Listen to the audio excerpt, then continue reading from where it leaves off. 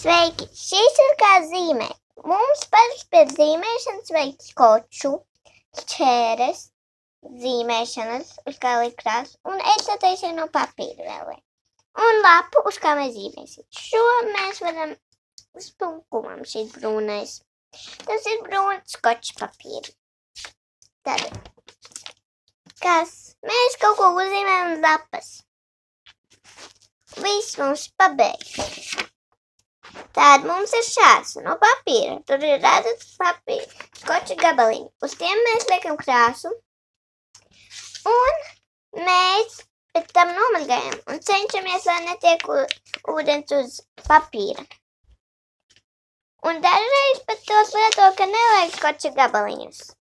Un vienreizējāt, bet tad tie jātaisa daudz. Tātad mēs pabeidzām mums zīmēt. Tad mums ir jāsataisa aizmugurai lapai šāds.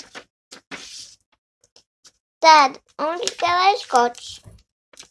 Un otrā galā, lai varētu turēt. Taisam vaļā.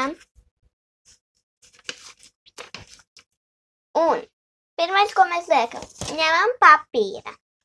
Liekam virsū ar caurumiņu. Ņemam īsto. Liekam virsū ar caurumiņu. Ņemam šķēres. Liekam virsū. Oi. Nepareizi.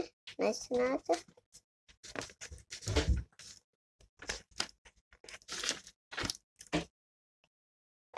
Ņemam šķēres. Liekam virsū. Ņemam skoču. Liekam virsū. Tā es likšu paudiņu un tūlīt atgriezīšos.